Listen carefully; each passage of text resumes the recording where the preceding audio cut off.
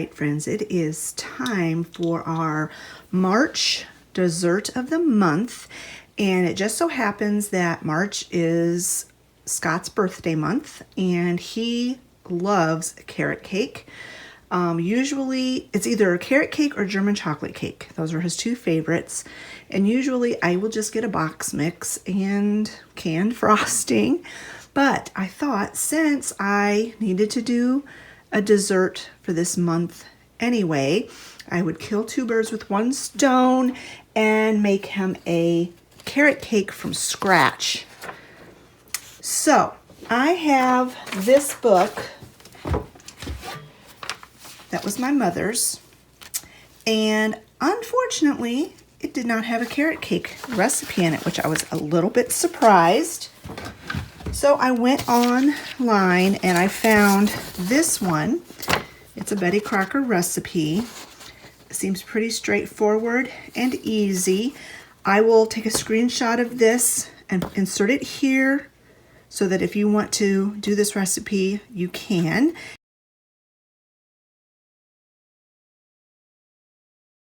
And I will also have it at the end of the video. So if it's easier to screenshot at the end, I can do that. I'll put it in two different spots in the video.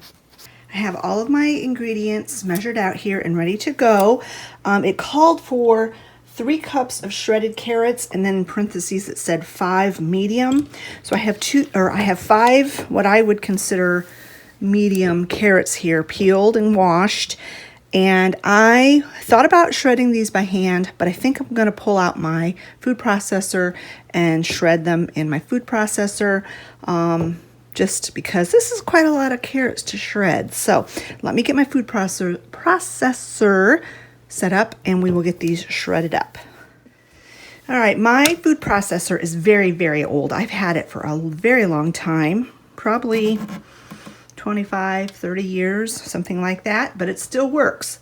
Unfortunately, at some point during a move, I lost the shredding blade that goes with it. All I've got left is the chopping blade, but I think it'll still work, hopefully. The idea is to get these carrots into small pieces. So I'm gonna go ahead and start shredding these up in my food processor.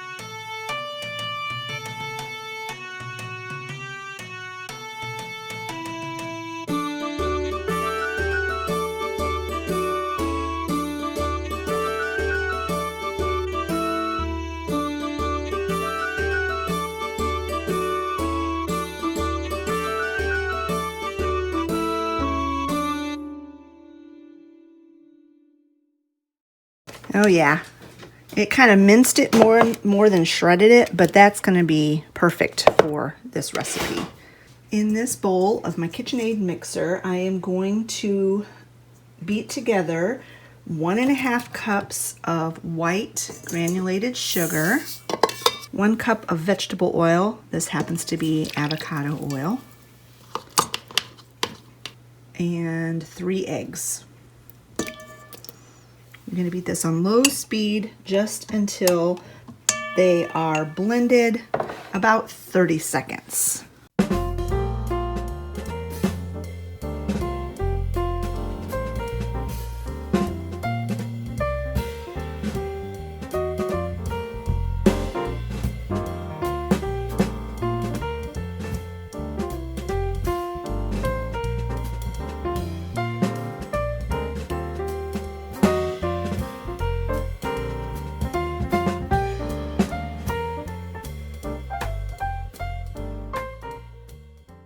And then to this mixture, you're going to add 2 cups of all-purpose flour, 2 teaspoons of ground cinnamon, 1 teaspoon of baking soda, half a teaspoon of salt, and 1 teaspoon of vanilla.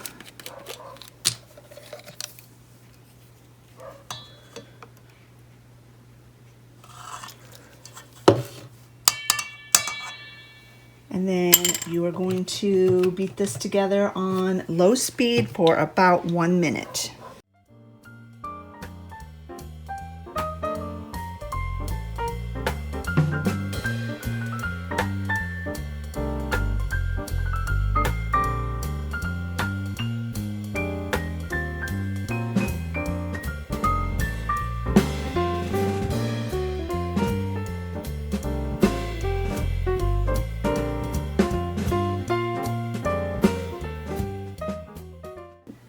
And then to this mixture, you're going to add the shredded carrot and 1 cup of nuts. Now the recipe called for chopped walnuts. I don't mind walnuts, but I actually prefer pecans. And so that's what I'm going to go ahead and, that's the only substitute I'm going to make, is that I'm going to use pecans instead of walnuts.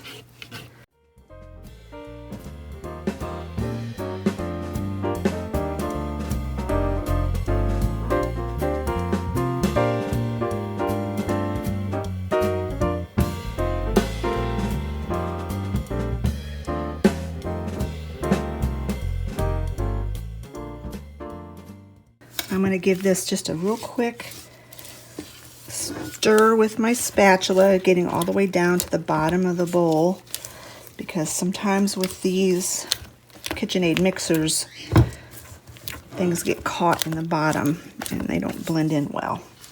But that looks pretty good. Now, I know that in some carrot cake recipes it calls for raisins. Some of them call for crushed pineapple. Some of them call for a bunch of different spices other than cinnamon.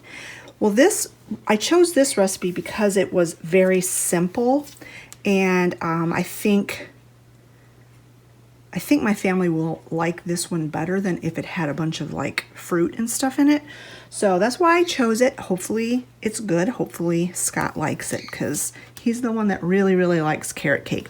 The rest of us, I mean, it's not our first choice. We don't hate it. But yeah, it's his favorite, so that's why I am doing carrot cake. So now I've had my oven preheating at 350 degrees while I was putting the batter together, and I have 2 pans here. I think these are 8-inch cake pans. I don't know, it doesn't say on the bottom. And I have them sprayed with cooking spray. I'm going to pour the batter in evenly between the 2. Hopefully. I usually always get more batter in one than the other. That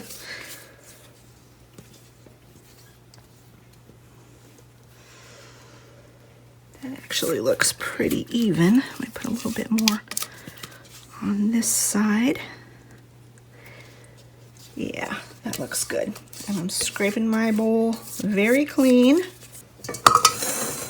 So we're going to put this in a 350 degree oven, and we are going to bake it for about 30 to 35 minutes, or until a toothpick inserted in the center comes out clean. Once this comes out of the oven, you're going to cool it completely, and then you're going to frost it with a homemade cream cheese frosting. And of course, mine will be a dairy-free version. So when these are ready to frost, I'll bring you back and we will put the frosting together. Here are the cakes out of the oven. They are pretty cool. I mean, they might be just a slight bit warm. So I think by the time I get the frosting put together, these will be completely cooled.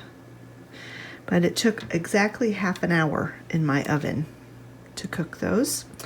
They've been cooling for about an hour probably.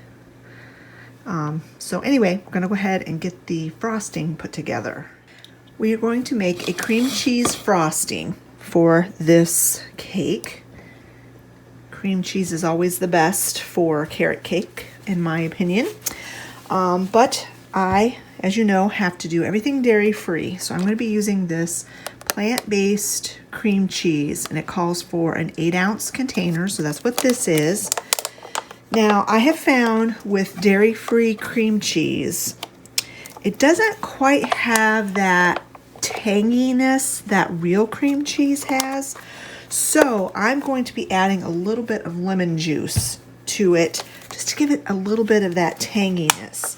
The recipe calls for 2 to 3 tablespoons or teaspoons of milk. So instead of milk, I'm going to be using the lemon juice. If I can get this container open. I'm struggling here. There we go. It also calls for 1/4 cup of butter, which is half a stick, and this is my plant-based butter. I softened it a little bit in the microwave, and it calls for a teaspoon of vanilla and powdered sugar. It's said to use softened cream cheese, but another thing about the dairy-free cream cheese is that you don't really have to leave it out at room temperature to soften it, because it really doesn't take much to soften it using a mixer. Now, if you are going to be doing this by hand, you might want to soften it a little bit ahead of time, but it just has a different consistency to it. It works a little bit different than regular dairy cream cheese. And I want to take this opportunity to apologize if I sound a little congested. I have been struggling with sinus congestion for, it seems like, all winter. And I've noticed in some of my videos I sound kind of congested, and it's like I don't notice it until I'm editing the video, and then I'm like, man, I sound really congested. Well, if you ever hear me and I sound congested, it's because I am. I'm not sick. I just have been having a lot of sinus congestion, which is kind of annoying. So anyway, so in this bowl, I'm going to put the cream cheese, the softened dairy-free butter. This is a half teaspoon, so I'll put 2 of these in here.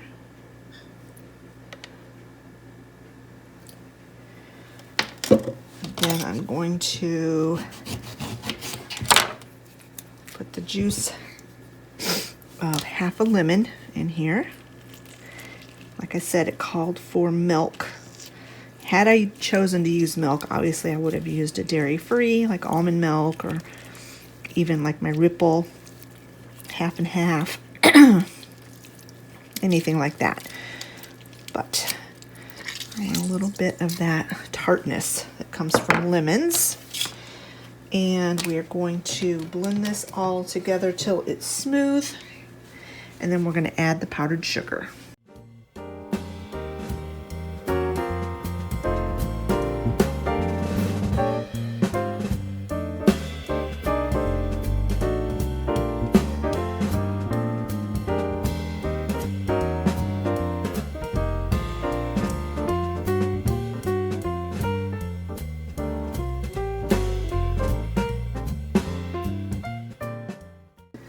So it calls for 4 cups of powdered sugar, and I'm just going to add it gradually and until it looks the right consistency.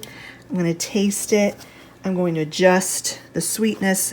I may add a little bit more lemon juice, and we're just going to bring this all together.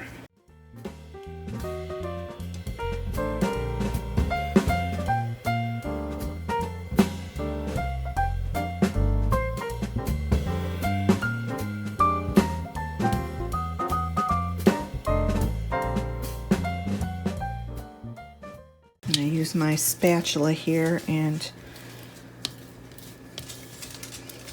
get the rest of this sugar beat in. I put in probably about 3.5 cups of sugar. It looks a little thin, but it's plenty sweet enough.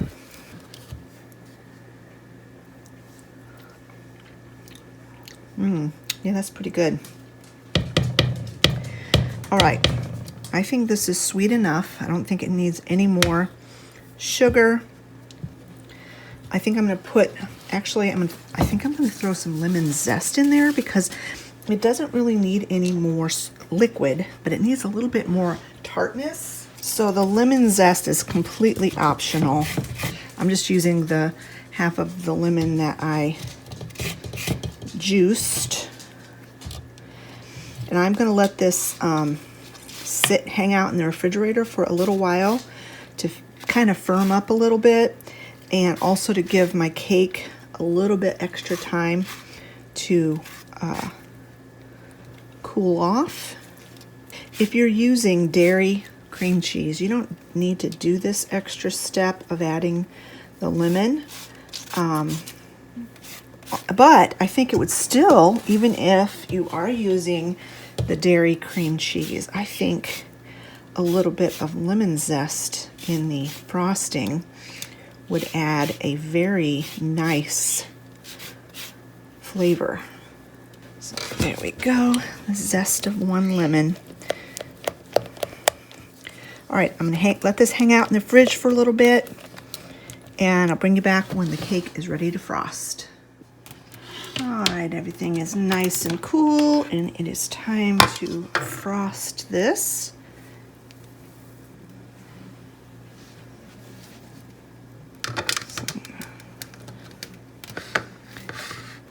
I'm definitely going to be storing this cake in the refrigerator.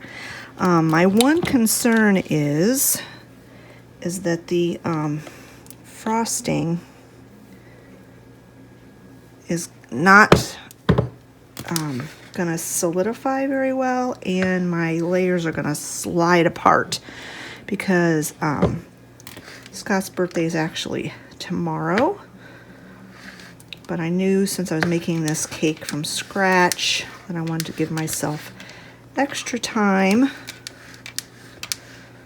I'm not going to put a huge amount of frosting in the middle because, like I said, I don't want this cake sliding apart.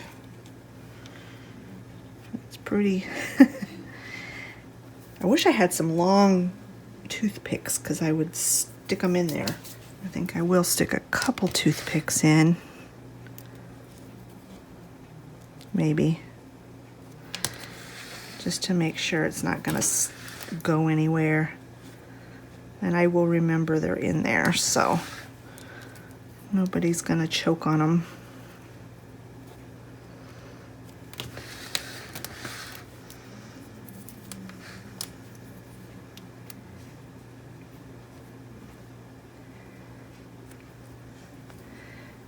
Yeah, there we go. It's not going to move. And let me go ahead and frost the top. This is kind of, I don't know, I'm almost thinking if I would have had like canned cream cheese frosting, I would have just used that, simply because dairy-free frosting acts different than dairy cream cheese, and it almost has more of a glaze type consistency. So I think I'm just gonna, rather than try to frost the sides, I'm just gonna put some on the top fairly heavily and let it just kind of drizzle down the side, which will look nice. Just let it kind of drizzle down the sides. And you know what? I might as well just use the rest of this because otherwise it's going to sit in the refrigerator and not get eaten.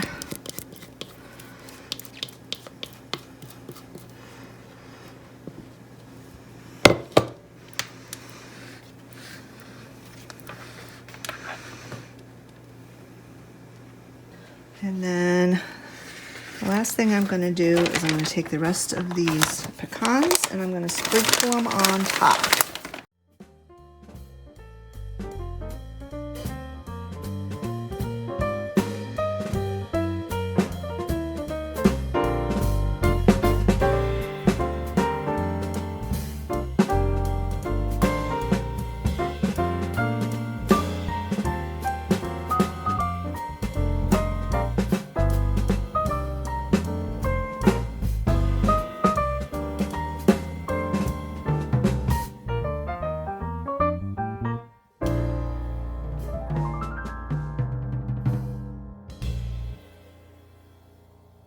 the cake was absolutely delicious. It stored in the refrigerator fantastically overnight. I had it covered in a cake carrier thing. And the frosting, I was very surprised, but it actually did harden up in the refrigerator overnight. So I don't know that those toothpicks would have been completely necessary, but it was nice to have them in there as just a guarantee that the thing wasn't going to fall apart. But it was delicious. It was very, very moist. The whole family loved it. The frosting was delicious with that lemon in it. I think even if you can do dairy, you should add some lemon zest to it because it just added another brightness to the cake. The only thing that Scott said he would want me to do differently if I make this cake again is to add some raisins, because he does enjoy raisins in a carrot cake, and that would be very simple to do. I did save this recipe. It's in my Mother's Betty Crocker cookbook, and I will definitely be making this cake again, probably next year for Scott's birthday. All right, friends, if you've enjoyed this video, give it a thumbs up. I hope that you do try this recipe. It was delicious, and I think you will all really enjoy it, and it was very, very easy to put together. We'll talk to you later, friends. Bye-bye.